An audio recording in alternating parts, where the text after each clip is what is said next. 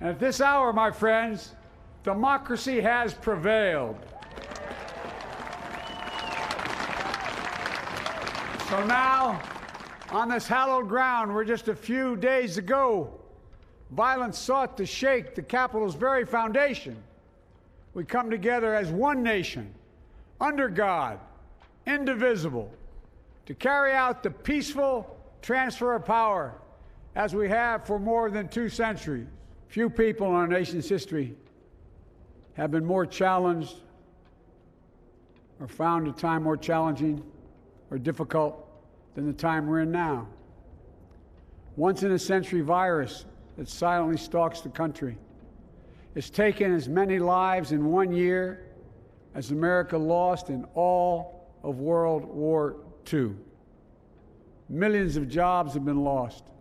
Hundreds of thousands of businesses closed. A cry for racial justice, some 400 years in the making, moves us. The dream of justice for all will be deferred no longer. A cry for survival comes from the planet itself, a cry that can't be any more desperate or any more clear. And now, a rise of political extremism, white supremacy, domestic terrorism, that we must confront and we will defeat. To overcome these challenges, to restore the soul and secure the future of America, requires so much more than words. It requires the most elusive of all things in a democracy, unity. With unity, we can do great things, important things. We can right wrongs. We can put people to work in good jobs. We can teach our children in safe schools. We can overcome the deadly virus. We can reward work and rebuild the middle class and make health care secure for all. We can deliver racial justice, and we can make America once again the leading force for good in the world.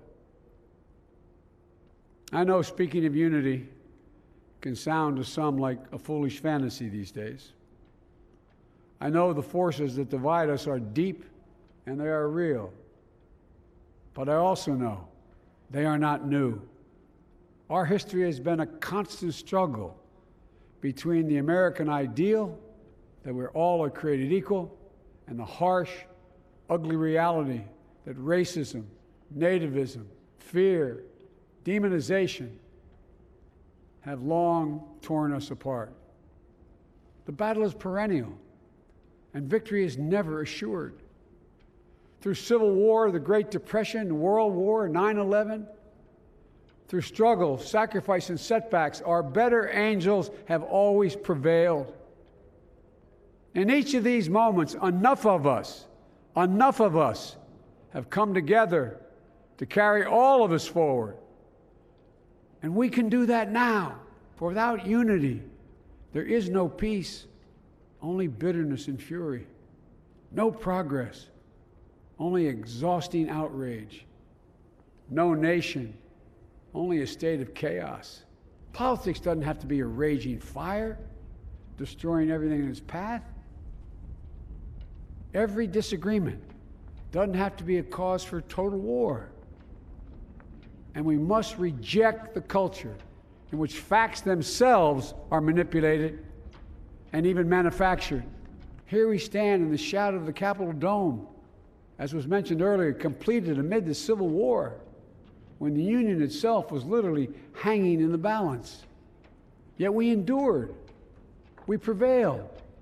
Here we stand, looking out on the great mall where Dr. King spoke of his dream.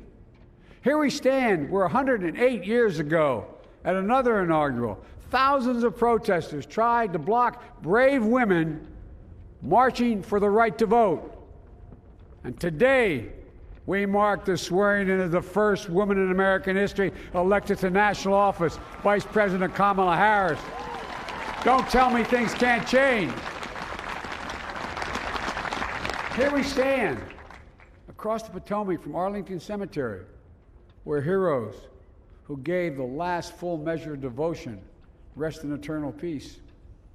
And here we stand, just days after a riotous mob thought they could use violence to silence the will of the people, to stop the work of our democracy, to drive us from this sacred ground. It did not happen. It will never happen. Not today, not tomorrow, not ever. Not ever. Together, we shall write an American story of hope, not fear, of unity, not division, of light, not darkness, a story of decency and dignity, love and healing, greatness and goodness. May this be the story that guides us, the story that inspires us, and the story that tells ages yet to come that we answered the call of history. We met the moment. Democracy and hope, truth and justice did not die on our watch but thrived. That America secured liberty at home and stood once again as a beacon to the world. That is what we owe our forebears, one another, and generation to follow. So, with purpose and resolve, we turn to those tasks of our time, sustained by faith, driven by conviction, and devoted to one another and the country we love with all our hearts. May God bless America, and may God protect our troops. Thank you, America.